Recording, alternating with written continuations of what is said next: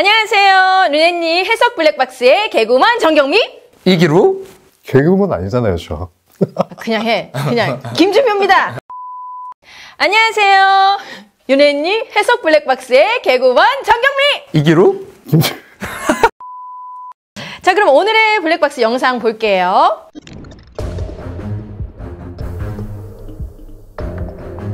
지금 횡단보도 신호 바뀌네요. 청색으로. 좌측에서 아이들 달려오고 있고. 네. 아이들 달려오는데 너희들! 사고 났네요, 사고. 사고가 났어요. 근데 어떻게 된 거야? 창문도 안 내렸죠, 그죠? 뭐야? 뺑소니네요? 저 사람이 애기를 쳤는데 그냥 가네요. 근데 애들은 놀래서 그냥 가는 건가요? 아이들은? 심리상? 제가 저런 이제 가해자, 피해자 이런 사건들 다뤄보면 아이들 같은 경우는 이 사사고 나면요. 네. 자기가 이제 부모님들한테 항상 너 차 조심해야 된다, 차 조심해야 된다 그런 소리 듣잖아요. 그러니까 차 사고 나면 자기가 뭐 잘못했구나라는 생각을 먼저 하는 것 같아요. 하긴 우리가 저런 상황이면 부모님들이 너 뛰었지? 맞아요. 너 내가 뛰지 말라 그랬잖아. 이러다 보니까 아이들이 말 안 하는구나, 혼날까 봐. 맞아요. 세상에 미안하다. 그러니까 저런 경우에 아이들이 처음 반응이 어떤 경우가 많냐면요. 죄송합니다 이런 경우가 많아요. 그리고 그냥 가는군요. 네. 근데 저 까만 차량은 왜 창문도 안 내려요? 아이가 다쳤는데?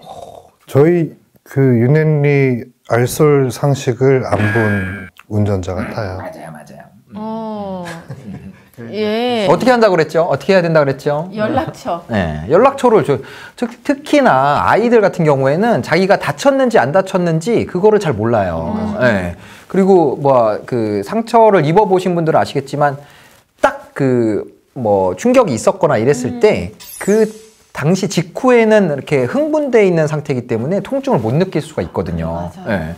그러니까 아이들은 그냥 죄송합니다 그러고서 이제 자리를 빠져나가려고 하고 실제로 지금 저희가 진행하는 사건 중에도 저랑 똑같은 사건이 있어요. 근데 그분 같은 경우는 차에서 내려가지고 괜찮니 물어보기도 하고, 그리고 이제 그 사건 운전자가 운전하고 있었던 차는 탑차였어요. 그러니까 크다 보니까 아이가 이렇게 뛰어들어오는 건 봤는데 충돌을 했는지 안 했는지를 몰랐던 거예요. 그래서 차에서 내려서 맞은편에 서 있던 차 운전자한테 혹시 애랑 부딪혔나요? 이렇게 물어봤는데, 근데 운전자가 아닌 것 같은데요. 그러고 또 아이한테 가서 이렇게 물어보고 괜찮니 하니까 괜찮습니다, 죄송합니다 그러고서 학교로 등교를 하러 간 거예요.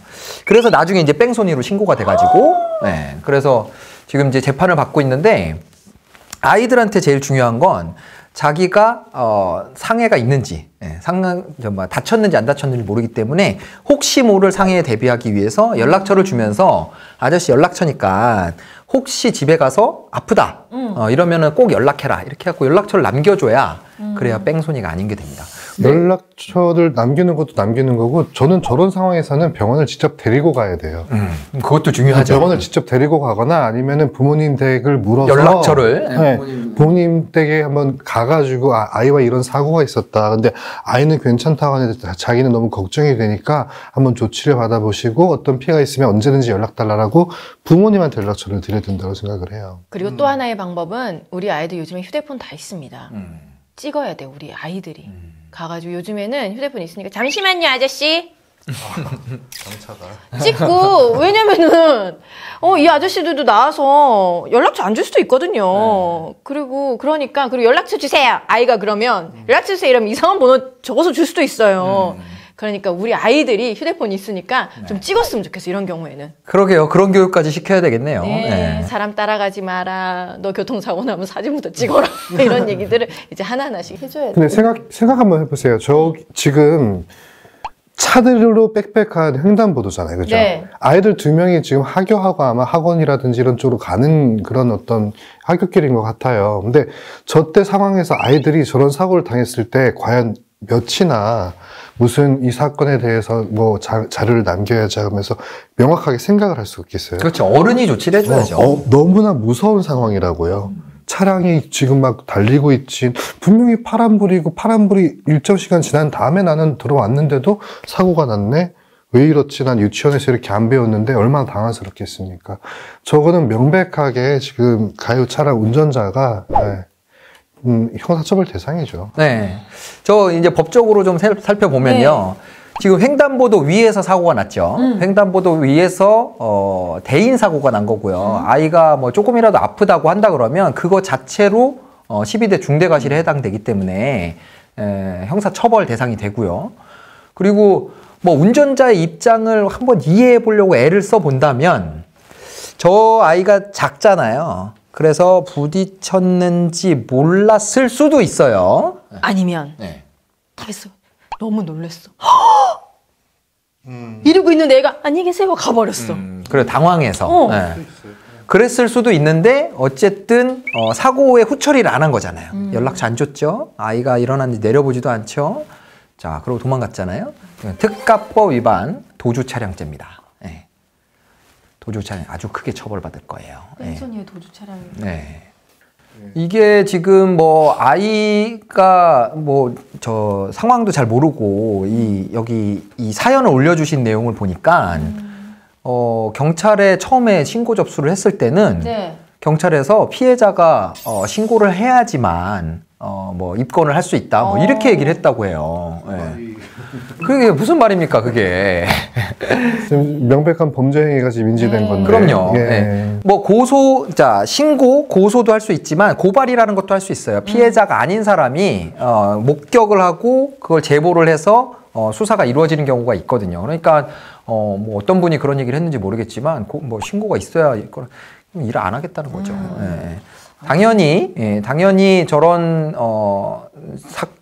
사건에 대한 제보가 있다고 하면 저 운전자를 찾아서 처벌을 해야 된다고 생각을 하고요. 또 다른 운전하시는 분들 아이들하고 어떤 충격이 있었다 그러면 절대 그냥 가시면 안 됩니다.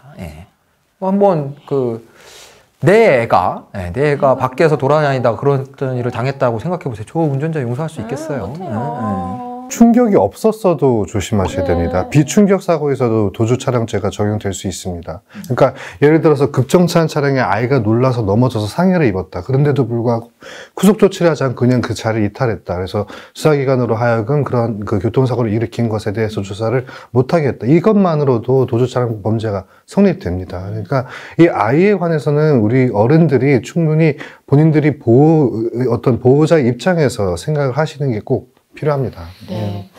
이렇게 해서 오늘도 영상을 봤는데요. 두 분의 말씀 잘 들으셨죠? 우리 혹시나 이런 상황이 있다면 무조건 내려서 뭐 확인하고 또 확인하고 부모님한테 연락도 하고 병원도 데려가고 해야 됩니다.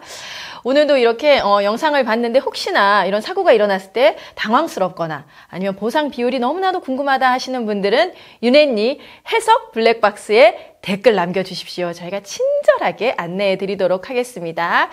다음 이 시간에도 다른 영상으로 찾아뵙겠습니다. 여러분 감사합니다.